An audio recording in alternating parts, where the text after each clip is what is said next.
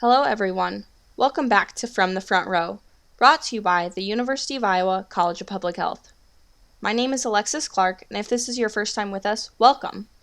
We're a student-run podcast that talks about major issues in public health and how they are relevant to anyone both in and out of the field of public health. Today, I am joined by Dr. Ken Anderson, who for the last 40 years has had a very active career in healthcare to say the least.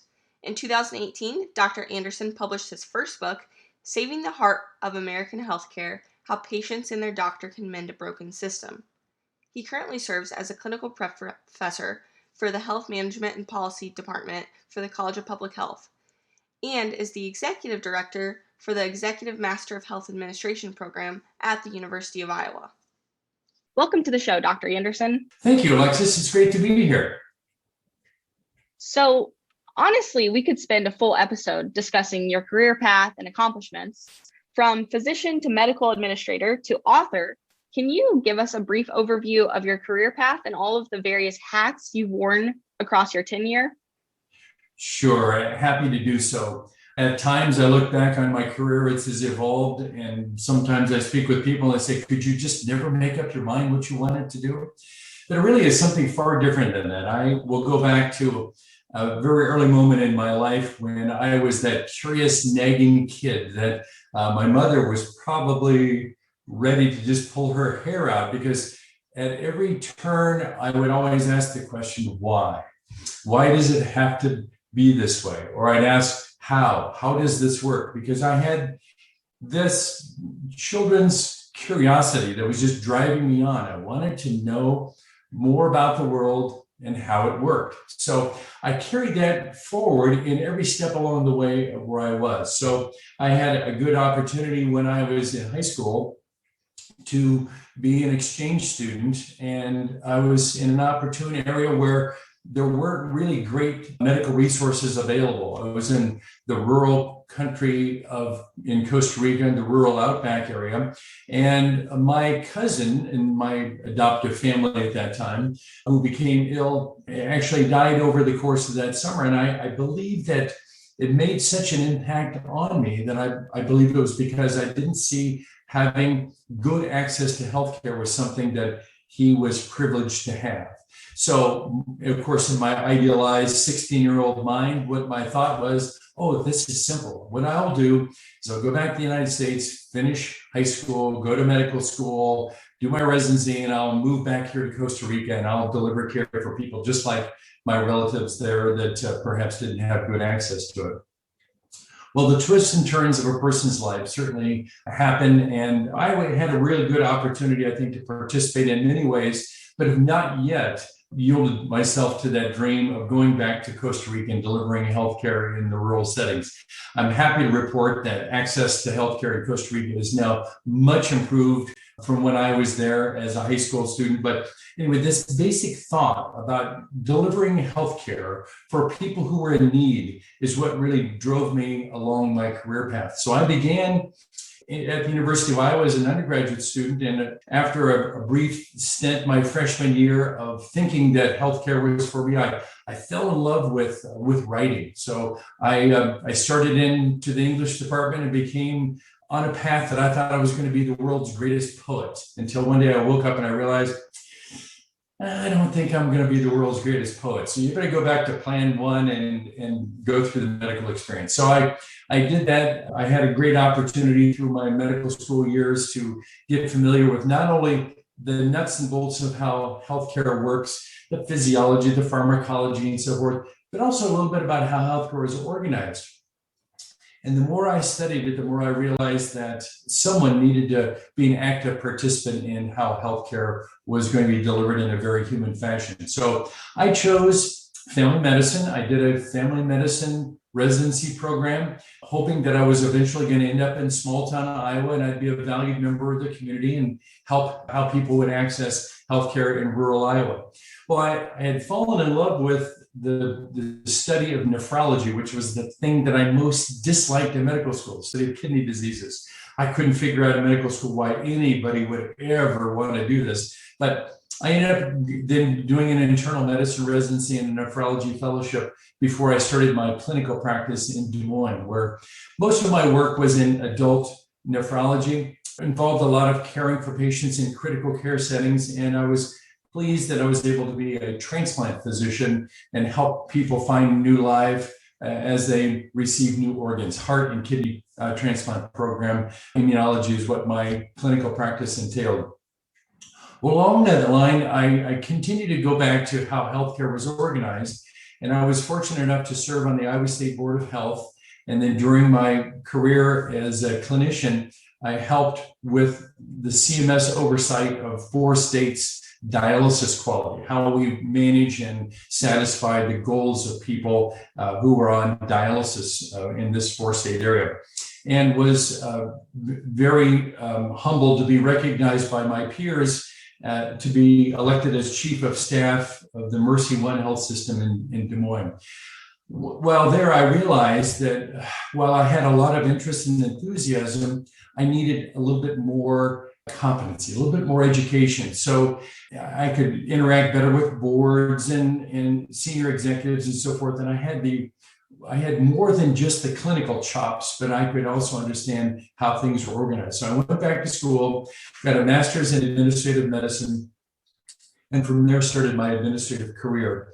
I had, while I was in Des Moines, had the real privilege of doing things from a policy point of view that were exciting to me, aside from just the membership on the State Board of Health. One was I had a chance to work with Senator Tom Harkin and a gentleman by the name of Steve Gleason, who was a family physician in Des Moines at the time, on helping to advise the early phases of the Clinton health plan, the president's national health plan. One of the things I think that was interesting to me at that time was how could we get those receiving care and those providing care to be in more proximity and address it through issues tied to compensation. And I felt that there were a lot of rules of the road that had been put in place historically that created a paternalistic healthcare system rather than one that was joined, where those delivering care and those receiving care could really unite and accomplish great things together. So I helped to originate the Secure Care of Iowa, which was the state's first provider-owned health plan, where providers bore risk, but then had a lot more say in actually how the construction was of the healthcare system, allowing us to really focus on creating our own engagement rules rather than having them given to us politically. When that was discovered, the Clintons were interested in looking at different models of healthcare. And so we had an opportunity to advise related to what would happen if providers were more deeply engaged with how healthcare was organized and structured. So I, through the course of the next 10 or 15 years, had an opportunity to do some work with provider-owned health plans. I served as a chief medical officer of a health system in South Bend, Indiana, and became the first chief medical quality officer of a large multi-system health system in the greater Chicagoland area called North Shore University Health Systems, before finally ending at the American Hospital Association, where I helped to oversee the Health Research and Educational Trust. That was an organization which was the research and education arm for the American Hospital Association. And in that capacity, had the opportunity to advise literally thousands of hospitals in improving the care for their patients in their communities. And it was just a very exciting time to be involved with healthcare, where you felt you could really help make a change. During this time, I kept going back to this opportunity space that I saw as a kid, where I wanted to bring people together. So I had an idea that I had a trilogy of books in me that I wanted to be able to tell stories around this. And so the first is the one you mentioned that I first published about saving the heart of American healthcare. And this is about how patients and their providers can mend this broken system. The second, which is one that I'm writing right now, is called Healing Values. It's the value system that people bring forward as they both give healthcare advice and receive healthcare advice. And then the final book in the trilogy is about my father and cousin, who both suffered from polio in the course of their journey. So one final thing, I ended up in Iowa City because I was going to come here and write the second and third of the two books. On my way here, I bumped into a fellow by the name of Larry Pribble, who was instrumental in programming in the College of Public Health. He was a board member of the American Hospital Association. And his advice to me was, you are not moving to Iowa City to write this book unless you promise me that you'll be involved with the College of Public Health. And that's how I ended up here teaching and then serving as the executive director for the Executive MHA track of our healthcare program. Wow. See, I'm telling you, we could talk a whole episode on all of those items that you mentioned. Just tying back to what you had said at the beginning, your interest in healthcare first was brought about because you were always asking why does this work this way, or how does this happen? Going to your why in healthcare, many say find your why because you are going to be advocating and working with patients every day. So what is that your why in healthcare, or what would you say your why in healthcare is, and has it changed as you have progressed throughout your career? I think that a core part of my mission remains the same, and that is my belief that engaging in one of the most personal and intimate professions in the world, delivering healthcare, we have not great responsibility, but we have great privilege and opportunity to do something for the good of those we serve. And so that began when I saw healthcare, or lack thereof, from my time as an exchange student. And as I've moved forward, that core part of my personal mission has remained the same. It's still about interactions between one person who's in a very vulnerable state, who might be worried about injury or illness, or how to stay healthy and stay well, and another person who's designed with the information that he or she has to provide help and assistance. So that part of my core mission has remained the same. I will say this, that as I've moved forward in my career, I would say that instead of one-to-one relationships that I'm trying to spread this to, I'm trying through a circle of influence, reach out to literally thousands of people to try to help them out. I have done that in the form of the work at the American Hospital Association, working with literally thousands of hospitals trying to improve the care for millions of patients that they serve, to providing whatever information, impetus, knowledge, stimulation I can to the students that I've worked with over the years, through kind of a second messenger, to encourage them to get involved, to really understand the personal nature of what healthcare is all about, and to carry that forward. So I would say that the why has changed a bit, but at the very core, it's still the why of why is healthcare such a tricky and difficult profession, and how can we do better to organize it and to bring that human side as our best foot forward every single time we have a healthcare? That makes sense. I just think people originally get into healthcare for reason X, and then as doors open and I think people evolve, maybe people's why they get up and go to work every morning changes as well.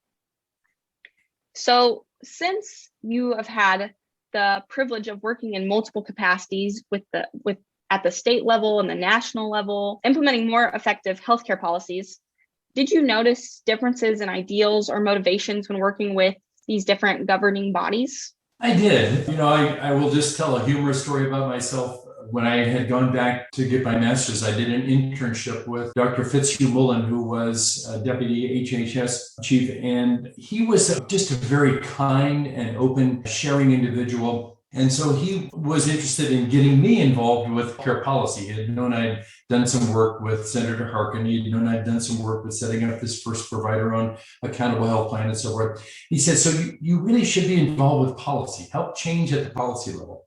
So in my time working with him in HHS, he would drag me off to meetings, and we'd come out of the meetings and Fitz would say to me, so let's debrief. I'd like you to tell me what it is you learned today. What was really going on in the meeting? So proudly, I would tell him everything that I heard and all the great ideas that were really coming forward. And Fitz would say to me, this is really interesting, but I think you and I must have been attending different meetings, because none of what you told me that you thought you heard actually happened in there. And I realized that policy, in fact, was a unique experience. There were words used and sentences constructed and nonverbal communication used that I clearly just didn't have the experience with and did not understand. So I think that I realized early on that Perhaps my best way of influencing healthcare was to really go out and try to help the people who are delivering and organizing healthcare at a local and regional level, how they might best organize themselves. I will say this, I did have a great opportunity throughout my training to work with people from a variety of countries. And going back to my early childhood days when I told you that I was just a curious little kid, that curiosity never left. So I never missed an opportunity when I was working in a research lab, for example, with colleagues from Egypt and Italy and France and Great Britain and New Zealand to ask them about how healthcare worked in their countries. Or as a resident, when one of my best friends was from Canada, and ask about the Canadian healthcare system, how it was organized and so forth. Or later on, as I served as chief medical quality officer with a researcher who was from England, who had worked with the National Health Service to ask questions about that. And if there's a few things that I think I've been able to glean, and that is, we truly do in the United States have a healthcare system. A couple of words about it. Number one is not very much of a system. It's kind of a disorganized healthcare approach, but it can deliver the best of the best while at the same point in time leaving behind some people who need it the most. And so this egalitarian approach to healthcare that we sometimes find in other countries like Canada is at times lacking. And I think that's one of the lessons that I have taken away from this in looking at trying to influence healthcare. I've taken what are some of the best aspects of healthcare as practiced in other countries around the world and tried to use those to embed in how we are trying to reconstruct ourselves here in the United States. So when we look at having, if you go into a room and you have physicians, health policy analysts, and administrators, sometimes there can be a clash there, whether it's personality or drivers and making decisions. And you've had a taste of all three. So do you think you being able to relate at all three levels has served you well? Or do you think it's made being in roles different because you could relate to all three? I'd say it's a little of both. I know that when I went back to get my master's after having been in clinical practice for about 12 years, the program director where I was gave us a role from day one. And he said, the charge I want to give to you is that you are going to be facing a challenge of being what he called the bridge over people.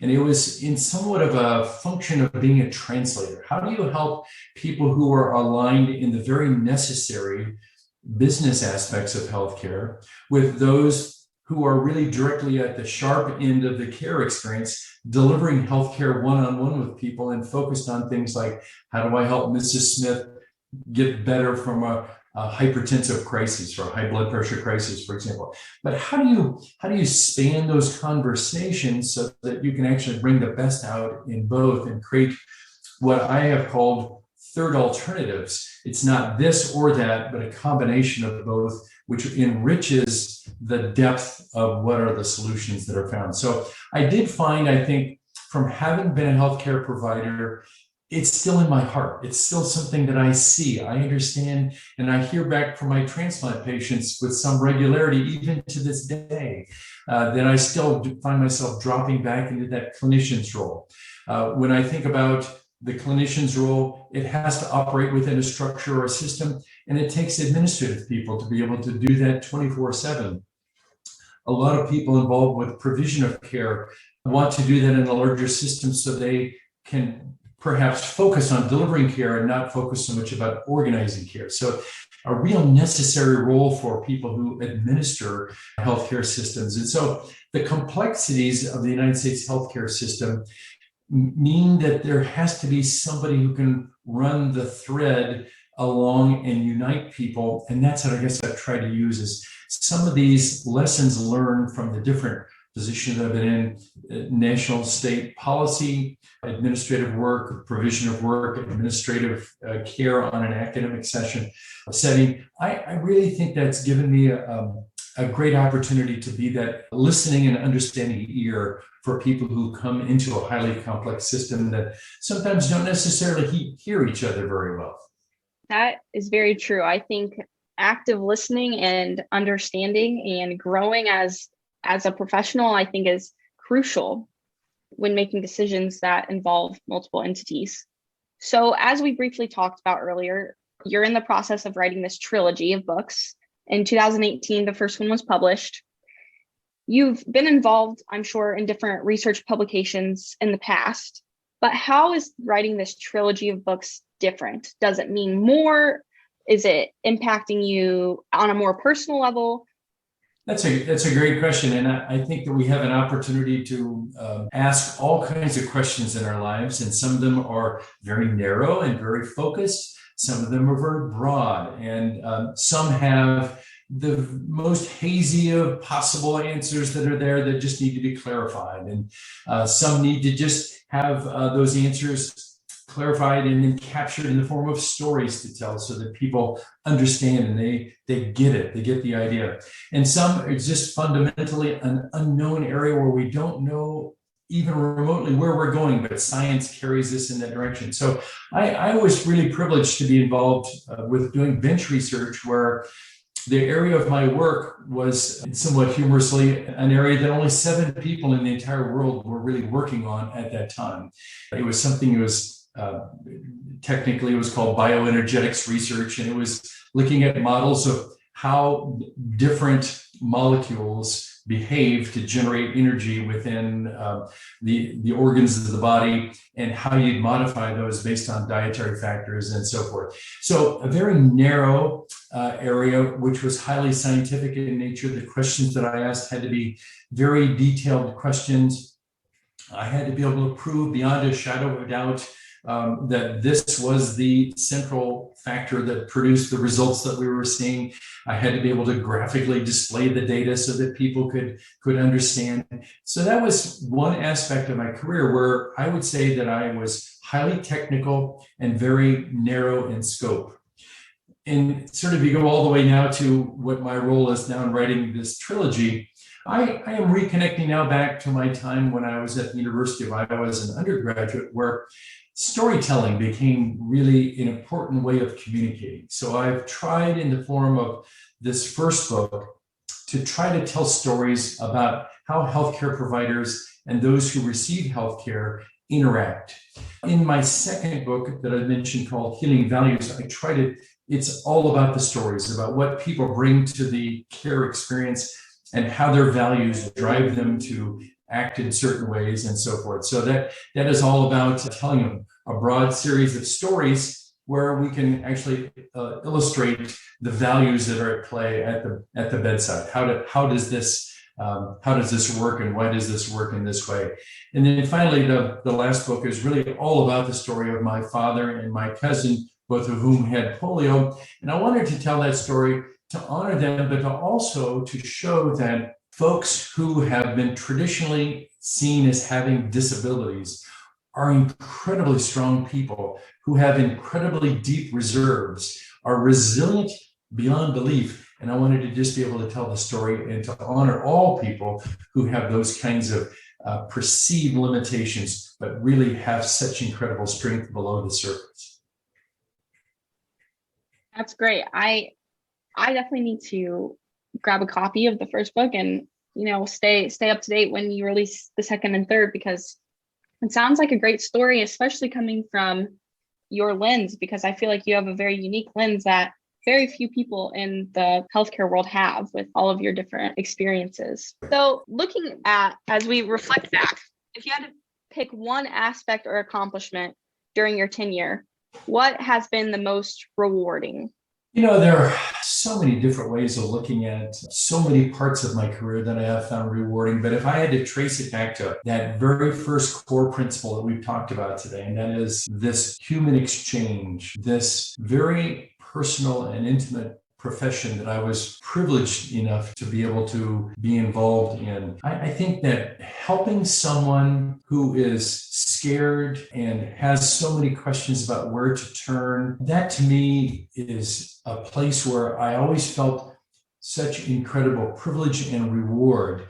As I mentioned to you before, I still hear from patients of mine, and when I do, it's like family. I drop back and I reconnect so easily with with where we were and how we are and catching up and realizing that we really were sharing something that was so unique. And so I guess I would say that's probably the most rewarding part is that clinical care experience. Now, all the other things that I've had the privilege also to do have brought me great joy. I have really enjoyed every aspect of what I've done. But I'd say that is at the very core, the one that's I found most rewarding. So on the flip side of that, what aspect or item has been the most challenging throughout your career? I think when you see an arc of what you'd like something to become, and if you find through a variety of interactions with people a less than a desirable interaction of wanting to get involved, wanting to be a part of this, that's probably been the most challenging. So I have been a giant reader of people and love this idea about what makes folks tick, particularly as it comes to changing one's mind and so forth. And trying to find ways of helping people to realize what's the best that's inside of them, of getting a unity of purpose, that has been a goal. And probably most challenging has been when I find people who are just not willing to participate. I've oftentimes separated people in a variety of ways, but two groups I'd like to just briefly talk to you about. One is a group that I call skeptics. These are people who they might want to come and listen to what we have going on. They may be skeptical about where we're going and why we're going to go there. But when given enough information, they become just absolutely deeply engaged. And I love working with those skeptics. On the other hand, I have had an opportunity to work with some cynics. And cynics are folks that no matter what the justification is, the value that you're trying to portray, they just have a very difficult time getting over their resistance to change in any fashion whatsoever. So that's probably most challenging, is working with folks who are cynical. So moving into some advice, do you have advice that you'd like to give to the upcoming workforce in healthcare? I do. If I could give only one small piece of advice, and that is never forget that we are engaged, whether we are clinicians, whether we are administrators, whether we are policymakers, we are engaged in the most personal and intimate profession with such high stakes impact involved that when people who are in need of our services come to us, they're looking for someone not only who has expertise, technical skills, but they're looking for someone who brings the heart of their human experience with them when they come forward. I would say that if we could do one thing, and that is unify around the care experience that we have had the privilege of experiencing, all of us, whether in delivering it or receiving it, we understand it at such a visceral level, at such a heart level. And if we could just remember to keep bringing that heart forward, to me, that's why I wrote this book, Saving the Heart of American Healthcare. It's because I really believe at its very core, the best of what we have is when it becomes the best of human experiences. Yeah, I've read, well, I honestly don't remember who said this, but I really liked it. It stuck with me. We're working to put the health back into healthcare. And I think that goes back to what you said greatly, but I should really figure out who said that first. So I'm not taking the credit, but. Well, in my book, I call out care with caring. And it's sort of similar to what you said. And I think the idea is we can all come and deliver technically appropriate care. But when you experience care with caring, there's a little extra feeling that you get from that you're willing to engage, you're willing to be a part of something greater than just yourself. And again, I'm talking about those delivering and those receiving care. And when we're unified in that area where we experience care with caring, it just feels like it's the right thing to be a part of. I really like that. So the last question we ask all of our guests on From the Front Row, and this can be in regards to any aspect of your life. What is one thing you thought you knew, but were later wrong about?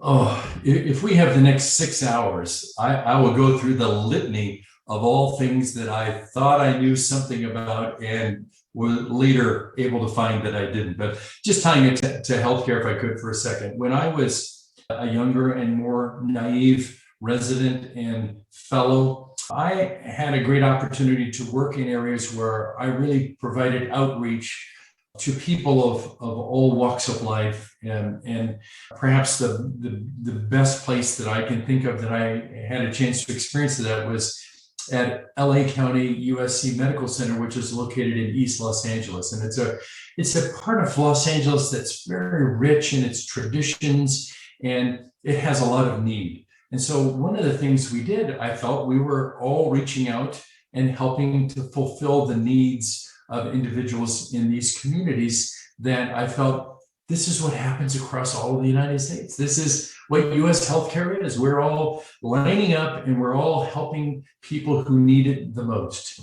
And I think that as I moved on in my career and then in some of the policy aspects and so forth, I realized that that isn't probably true, that we are probably working in less than a systematic approach to healthcare delivery, and that I think good health outcomes are probably equally distributed and not quite as available to all people. And so I went from being naive, thinking that US healthcare was organized around all 330 million of us that are sharing this set of goals and ideals, and yet we have, as I mentioned earlier, the best of the best, and yet there are many people who are being left behind. So I think that's one of the unfortunate lessons that I learned along the way, among many lessons that I thought I probably had the answers to that I was wrong about. But this is one that ties to healthcare, and that's what's caused me, I think, to keep fighting so hard to help people who don't have good access to healthcare or the available options in healthcare that others do.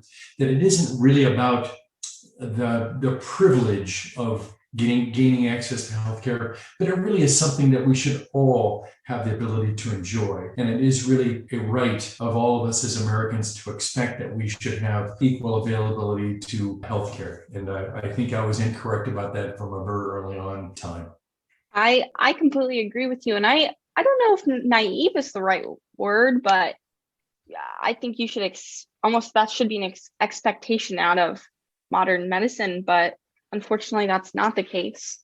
I think you're right. And I thank goodness that we're seeing now a lot of people pulling along those lines. One of the great parts of my time when I was at the American Hospital Association, there was an association of community health improvement. And it's doing a lot of study on aspects of healthcare as it ties to things like diversity and equity and inclusion, and beginning looking at populations who perhaps weren't doing as well in interacting and having an interface with healthcare. And a lot of publications now that are coming out about differences based on zip code in lifespan or access to care or overall health or overall satisfaction. I think now we're really looking at this straight in the eye, and we're having to say we're going to have to face that really we are in a health quote unquote system that is unequal, and that there are people that are being left behind. And I think all of our responsibilities is to try to do what we can to make healthcare just a little bit more available and accessible every day that we're on this planet. So when I say naive, I think as somebody going through a healthcare experience in training and just not necessarily seeing that. I was clearly blinded by what I was seeing and just imagining the best of what's in U.S. healthcare. And we have the best in so many ways. And if we could just elevate what we have on the back end where people are being left behind, it would do wonders for how I would feel we're helping to solve the healthcare crisis in America. Yeah, that makes sense. Well, Dr. Anderson, I want to thank you again for coming on From the Front Row. This has been an excellent opportunity for me to learn, and I know all of the listeners, I'm sure, have enjoyed. Well, it has certainly been a pleasure, and I think that if we can all pull together a program such as this, where we'd all sort of then unify around a thought, it is all of what I've been hoping for ever since I was about 20 years of age. So thank you for helping me to bringing me to this environment as well, Alexis. That's it for our episode this week. A big thanks to Dr. Anderson for coming on with us. This episode was hosted, written, edited, and produced by Alexis Clark. You can learn more about the University of Iowa College of Public Health on Facebook. Our podcast is available on Spotify, Apple Podcasts, and SoundCloud. If you enjoyed this episode and would like to help support the podcast, please share it with your colleagues. Our team can be reached at cph-gradambassador@uiowa.edu. This episode was brought to you by the University of Iowa College of Public Health. Stay happy, stay healthy, and keep learning.